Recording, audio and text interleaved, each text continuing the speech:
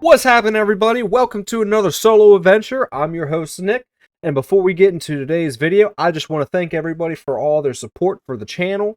Don't forget to keep liking our videos and subscribing to the channel in order to show us that you like our content, you want us to keep producing it. Today, I have one hell of a depressing story for you. And you know what? I've been saying for the past couple weeks on a couple of the episodes of the Whiskey Boy Lounge that I think Civil War's coming. And I do not see any way for us to avoid the Civil War, especially due to how divided American culture is. You know, if you look back 20, 30 years ago, American culture was pretty well unified, where we all had one very common dream, one common goal, and over the course of the last 20, 30 years, it has diverted to as many different directions as you could think. I mean, you have all these different ideologies. You have the right, you have the left, you have the anarchist types, you have the libertarian types. You have all these different groups of people who are pulling in completely different directions with no kind of unification.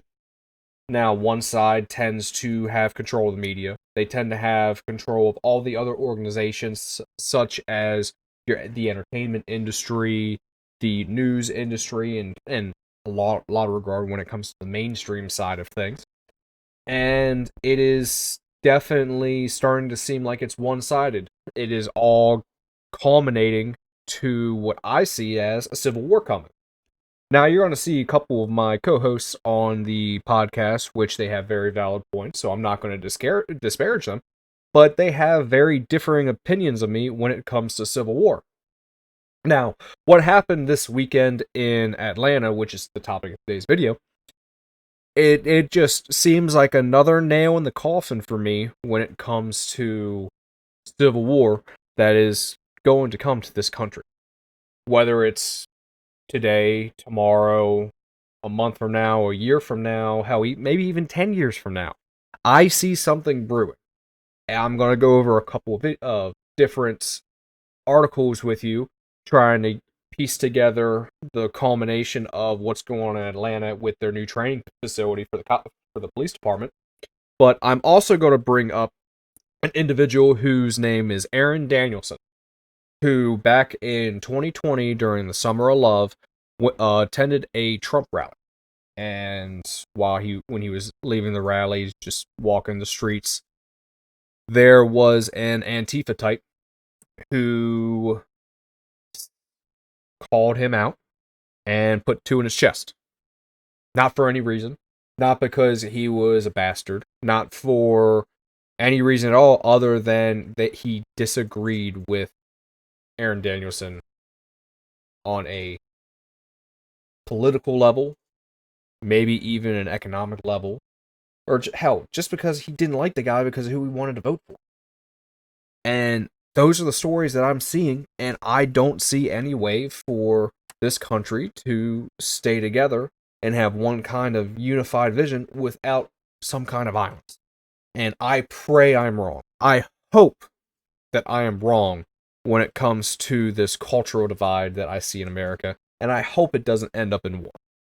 I truly don't. America is a great country, and we need to try to destroy this woke mind virus. We need to try to educate people to get them in the know of what's going on in this country and around the world so that they can make better informed decisions when they go into those polling locations, when they go in to vote for their next member of Congress, or hell, even their own local representatives at the local level, at the small community level. But anyway, that is a whole tangent, that is a whole rant for another time. Today, let's go ahead and get into what happened over the weekend. I have a couple pictures I want to show you all first before we go any further into it. As you can see, there was a lot of damage to the new police training facility, such as fire bombings. You have the aftermath of everything, of things of the equipment being completely destroyed. They have to go in, fix all the fences around the area. It is truly just a travesty to see. all because these people were angry with the police. Okay. I mean, they're trying to defend the forest from this new this new training facility, but in my eyes, it's not for an ecological standpoint. It's not for to save the trees. It is a bunch of angry people who are trying to take their frustration out on the cops who serve them. And this is not me defending the cops. This is not me defending the city cops at all. However, you gotta call out the violence when it happens. This is the kind of stuff that we've seen ever since the Summer of Love, how even before the Summer of Love, when it came down to the Chaz, when it came down to all those fiery but mostly peaceful protests that happened in all those cities, such as Portland and a couple other places throughout 2020.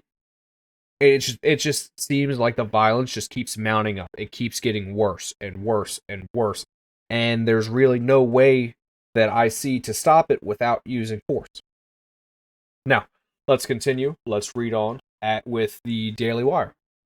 Atlanta rioters face domestic terrorism charges. Nearly 24 people arrested in connection to the violence at the future site of police training center in Atlanta on Sunday faced domestic terrorism charges, according to authorities. Atlanta police posted a list of 23 individuals charged with domestic terrorism by the Georgia Bureau of Investigation. The list shows only 2 of these people are from Georgia, while the rest of them are from other states as well as France and Canada. Okay, so this is the whole big point. These are not people who live in this area. These are not people who are concerned and are willing to go out and cause damage to their own places where they live. These are people coming from out of state, which is what happened in a lot of the Summer of Love riots. People coming from out of state, out of the area, to these locations in order to just cause chaos, to just cause violence. Let's read. The Associated Press says a domestic terrorism charge is a felony that carries a penalty of up to 35 years in prison. Police say a group of violent agitators wearing all black used the cover of a peaceful protest and conducted a coordinated attack at the construction area of the Atlanta Public Safety Training Center, which critics have dubbed Cop City.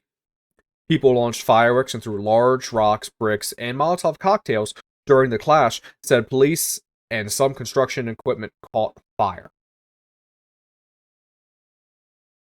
This just seems like chaos. It just seems like violence, and it is absolutely terrifying to see the extent at which these extremists are willing to go. They don't care about you. They don't care about anything other than causing violence. Let's continue with ABC. Felony state domestic terrorism charges have been filed against 23 protesters arrested in Atlanta on Sunday after allegedly hurling bricks, rocks, fireworks, Molotov cocktails at police officers near the site of a planned public safety training facility, police said. After attending a music festival near the site of the soon-to-be Atlantic Public Safety Training Center, a group of people changed into black clothing entered the construction area at around 5:30 p.m. The agitators approached the officers there and launched coordinated attack, according to the Atlanta Police Department. As you can see here, you can see the police officers running away as the fireworks are coming over the fence and being hurled at them. Look at this. Look at the devastation that these people are causing. Look at the chaos that these people are causing. Yes, you can see all the quote-unquote peaceful protesters, but these are nothing but a shield. These are nothing but a bunch of people who may be going out for good reason. They might truly believe in what they're protesting against and trying to keep this forested area from being made into a training facility. 100%. That could be what they're doing, but it's just blissful ignorance. They're going out there, they're trying to protest while all these Antifa types are just ransacking the area. They are going in, causing damage, and these people are just there standing in the way under the guise of peaceful protest. So, why is all this hate going on? Why is all this violence just escalating more and more and more in Atlanta? Well, from what I've been able to tell, it started about 2 months ago. Quote, Cop City shooting, GBI releases names of man killed by officers arrested during sweep. So, gist of everything that had happened was there was a 26-year-old man named Manuel Esteban Paez, and I apologize if I'm getting his last name wrong, saying that this gentleman opened fire on a Georgia State trooper and injured the trooper. Other police officers returned fire and killed this man. The police department has come out with statements saying the officers were shooting based on self-defense against said gentleman who shot at the cops. Now, ever since this has happened, the violence has greatly escalated in this cop city. As you can read in the Guardian, they have an article headlined "The Assassinated in Cold Blood: Activists Killed Protesting Georgia's Cop City." Okay, let's read what the Guardian has to say about this. Melkis Tran spoke with her child, Manuel, nearly every day by WhatsApp from her home in Panama City, Panama. She also had names and numbers for some of Manuel's friends in case she didn't hear from the 26-year-old who was protesting Cop City, a planned gigantic training facility being built in a wooded area near Atlanta, Georgia. Let's read a little bit. Let's go down a little bit further.